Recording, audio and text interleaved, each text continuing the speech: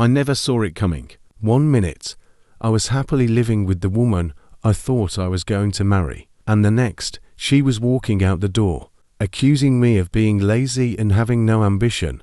Me, a guy who'd spent years working hard to support us, to take care of everything, while she pursued her teaching career. It felt like everything we'd built together just collapsed out of nowhere. Amy, my ex-fiancée, and I were together for 5 years. We got engaged about a year ago. Everything was fine at first. When we met, I was in a stable finance job, doing okay, while Amy was just starting out as a teacher. She was passionate, but underpaid. I wanted to help her out, so I started taking on some of the financial burden for her bills. I thought that was what a partner did, right? But after a while, my job started to drain me. The hours were insane. I was stressed out, losing sleep, and even had some health issues pop up. Amy saw how unhappy I was, and she was the one who encouraged me to quit. Your health is more important than a paycheck, she'd say. So, after a lot of thought, I left the corporate grind.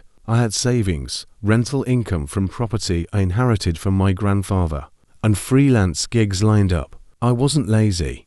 I was just tired of the hustle. I needed balance. At first, Amy was all supportive about it. I managed our finances, took care of the household, and even helped her with her lesson planning. It felt like a good arrangement. She covered her own expenses, and I picked up the slack for everything else. But over time, things started to shift. I'd make her breakfast or help with chores, and at first, it seemed like harmless jokes. Must be nice to not have to stress about work, she'd tease. But then, it started to feel different.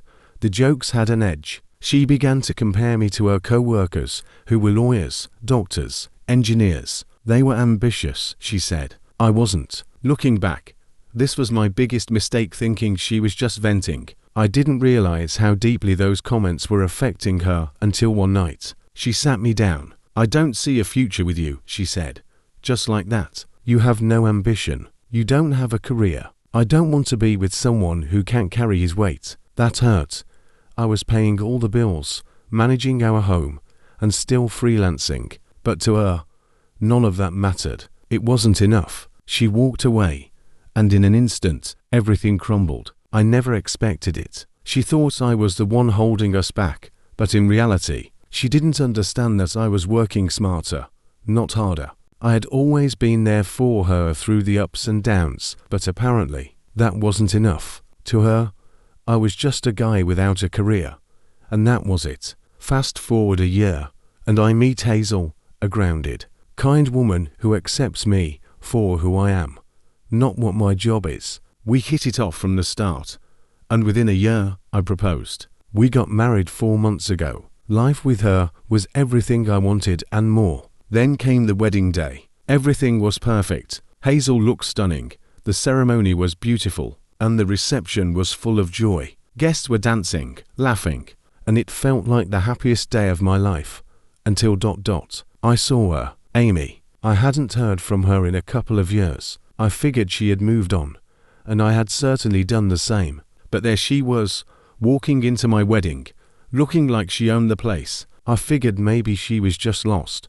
But no, she came straight up to me, ignored Hazel entirely, and without any greeting, just started yelling at me. You lead to me, she screamed, her face red with anger. I was confused. You tricked me, she accused. Turns out, Amy had just found out about my trust fund money I inherited from my grandfather. She was furious, claiming that I'd hid it from her to test her or something. I was stunned. Amy had no idea about my trust fund, because we never talked about it. It wasn't because I was hiding it. It just never came up. I didn't need to explain every detail of my finances to her, especially since I was paying all the bills and keeping us afloat. But now, out of nowhere, she was accusing me of being dishonest. She went on and on about how unfair it was that I had hidden this secret from her. And as if that wasn't enough, she claimed that I owed her a second chance. I deserve to fix things, she said.